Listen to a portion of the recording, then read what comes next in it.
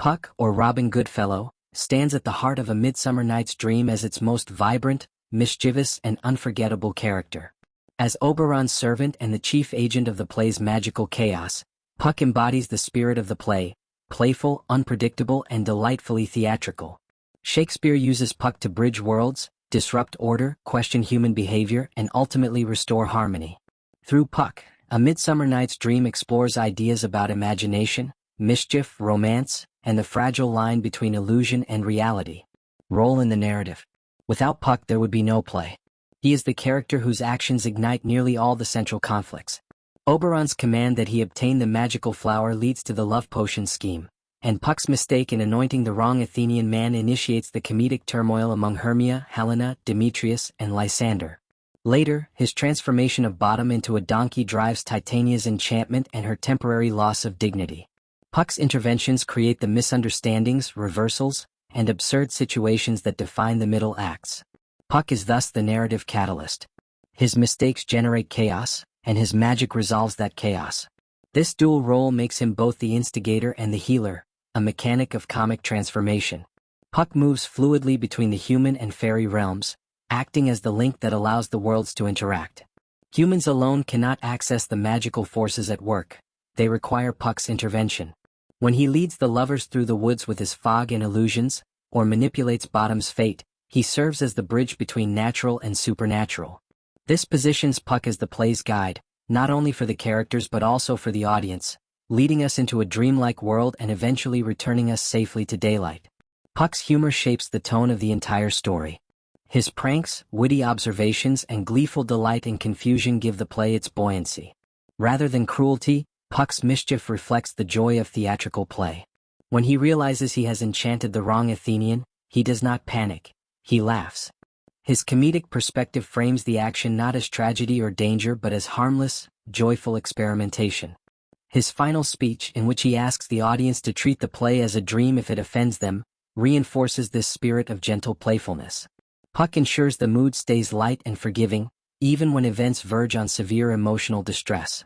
Symbolic significance. Puck's importance extends beyond his actions. He symbolizes several themes central to Shakespeare's exploration of illusion, desire, creativity, and nature. Puck represents the wildness of the natural world, particularly the forest.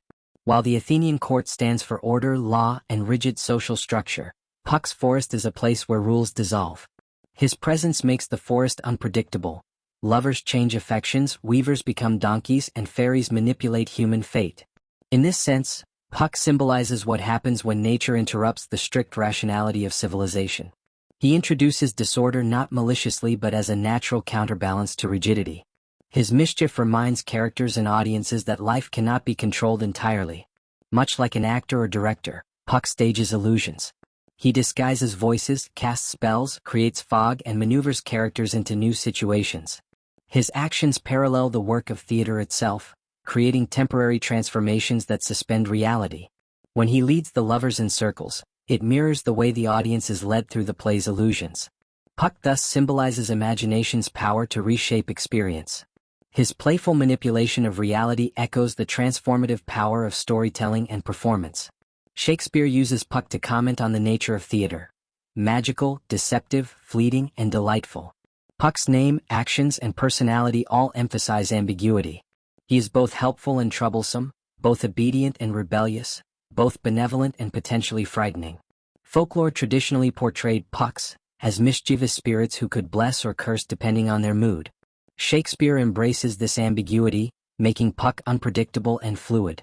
This ambiguity reflects the complexity of human desire and emotion.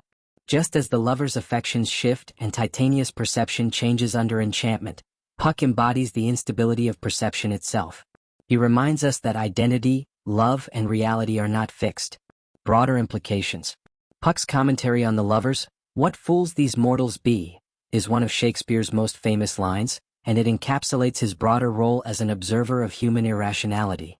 Puck sees clearly what the lovers themselves cannot, that their behavior is guided not by reason but by impulse, jealousy, insecurity, and passion. In this sense, Puck serves as a philosophical commentator. His distance from human emotion allows him to highlight the humorous aspects of human behavior. Shakespeare uses Puck to hold a mirror to humanity, revealing the absurdity in romantic obsession and emotional confusion. Although Puck causes chaos, he also restores order. Under Oberon's direction, he corrects the lovers' mismatched affections, lifts the enchantment from Titania, and ensures that harmony is restored before the characters return to Athens. This dual capacity to disrupt and then repair reflects the structure of comedy itself, in which disorder leads to a joyful restoration. Puck represents the idea that mistakes and confusion are necessary steps toward clarity.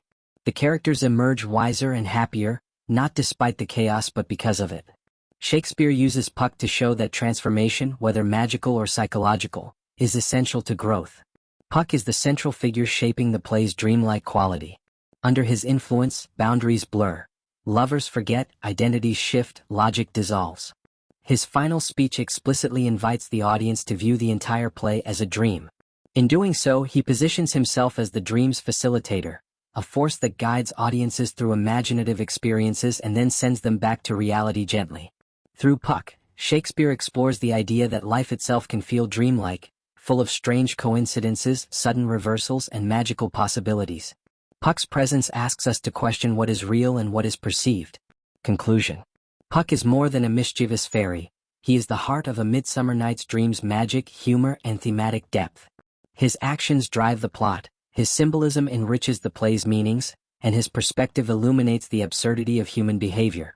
As the mediator between worlds, Puck creates a space where imagination reigns, identities shift, and the boundaries of reality soften. Ultimately, Puck represents what the play itself celebrates: the joy of illusion, the transformative power of love and imagination, and the delightful unpredictability of life. Through his playful disruptions and final gesture of reconciliation, Puck embodies the spirit of comedy: chaotic, enchanting, and ultimately restorative.